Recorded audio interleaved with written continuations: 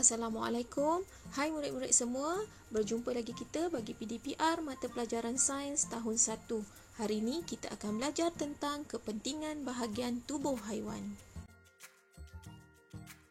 Standard kandungan pada hari ini ialah 5.1, manakala standard pembelajaran 5.1.2 dan 5.1.3.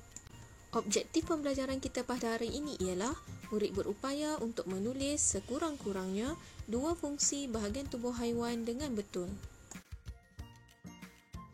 Murid-murid, sila buka buku teks sains halaman 46 dan 47.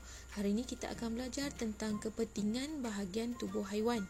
Setiap bahagian tubuh haiwan mempunyai fungsinya. Bahagian tubuh amat penting untuk haiwan tersebut. Jom kita belajar dengan lebih terperinci apakah fungsi bahagian tubuh haiwan ini. Bahagian tubuh haiwan yang pertama adalah kaki selaput renang. Mari kita kenali haiwan-haiwan yang mempunyai kaki selaput renang. Itik, katak dan buaya adalah contoh haiwan yang mempunyai kaki selaput renang. Cuba murid-murid perhatikan bulatan yang berwarna kuning. Fungsi kaki selaput renang adalah untuk membantu haiwan berenang. Seterusnya, bahagian tubuh haiwan iaitu kepak ataupun dikenali sebagai sayap. Mari kita kenali haiwan-haiwan yang mempunyai kepak ataupun sayap. Burung, rama-rama dan pepatung adalah contoh haiwan yang mempunyai kepak ataupun sayap. Murid-murid perhatikan bulatan yang berwarna kuning. Fungsi kepak ataupun sayap adalah untuk membantu haiwan terbang. Bahagian tubuh haiwan seterusnya adalah ekor. Mari kita kenali haiwan-haiwan yang mempunyai ekor. Ikan dan buaya adalah contoh haiwan yang mempunyai ekor. Murid-murid perhatikan bulatan yang berwarna kuning itu. Fungsi ekor adalah untuk membantu haiwan memandu arah. Bahagian tubuh seterusnya adalah sirip. Mari kita kenali haiwan yang mempunyai sirip. Ikan adalah contoh haiwan yang mempunyai sirip. Cuba murid-murid perhatikan pada bulatan yang berwarna kuning. Itu adalah contoh sirip yang terdapat pada badan ikan. Fungsi sirip adalah untuk membantu haiwan berenang, sama seperti fungsi kaki selaput renang.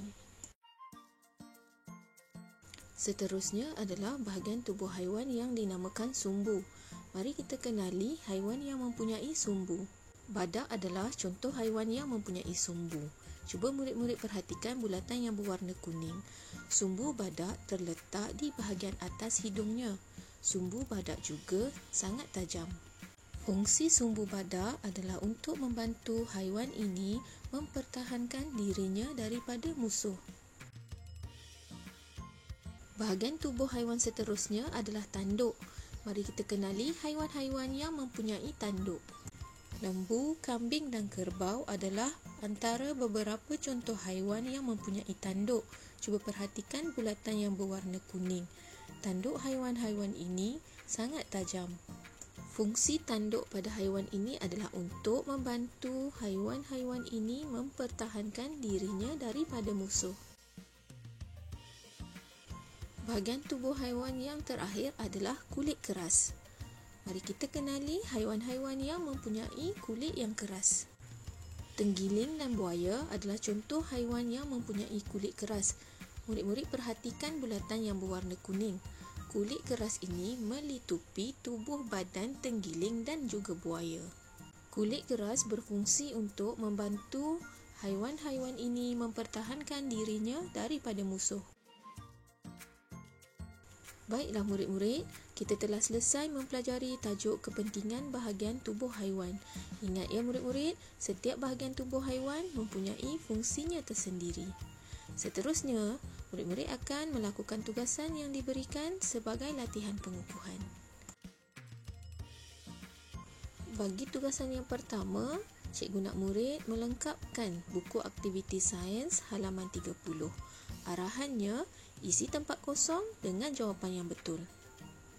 Tanduk dan sumbu membantu haiwan ini yang merujuk kepada gambar kerbau dan badak. Tuliskan fungsi tanduk dan sumbu bagi haiwan-haiwan ini. Kepak membantu haiwan ini yang merujuk kepada gambar burung dan juga pepatung. Jadi murid tuliskan fungsi kepak pada ruangan yang disediakan. C. Sirip dan kaki selaput renang membantu haiwan ini yang merujuk kepada ikan dan katak. Tuliskan fungsi kaki selaput renang dan juga sirip bagi haiwan-haiwan ini pada ruangan yang disediakan. Untuk mendapatkan jawapan, murid-murid boleh rujuk pada penerangan cikgu dalam video tadi ataupun merujuk kepada buku teks sains halaman 46 dan juga 47. Bagi tugasan yang kedua, cikgu nak murid melengkapkan buku aktiviti sains halaman 34. Arahannya pilih dan warnakan jawapan yang betul. Terdapat 2 kotak jawapan, pilih salah satu yang betul, kemudian warnakan kotak tersebut. Murid perlu meneliti gambar haiwan yang diberi, kemudian jawab soalan berdasarkan gambar ini. A. Nama haiwan ini ialah, sila rujuk gambar di atas, kemudian warnakan petak jawapan yang betul. B. Bahagian tubuh yang hilang ialah, murid-murid teliti gambar, kemudian kenal pasti bahagian tubuh yang hilang, sisik ataupun sirip yang hilang. Warnakan petak jawapan yang betul. C. Fungsi bahagian yang hilang itu ialah untuk, jadi soalan C ada kaitan dengan B. Jadi murid perlu kenal pasti dulu bahagian tubuh yang hilang, kemudian apakah fungsi bahagian tubuh tersebut, sama ada berenang ataupun melompat. D. Bahagian tubuh lain yang terdapat pada haiwan ini ialah, jadi murid perlu warnakan bahagian tubuh yang terdapat pada gambar ikan. E. Lakarkan bahagian yang hilang pada badan ikan di atas. Lakar ni maksudnya lukis, dan dilukis bahagian tubuh yang hilang tadi. Soalan E ada kaitan dengan soalan B. Baiklah murid-murid, selamat mencuba. Sayangi haiwan.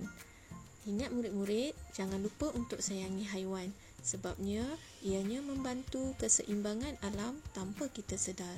Ini kerana haiwan adalah ciptaan Allah. Jadi, tiada satu pun ciptaan Allah yang sia-sia. Terima kasih dan jumpa lagi. Assalamualaikum. Bye.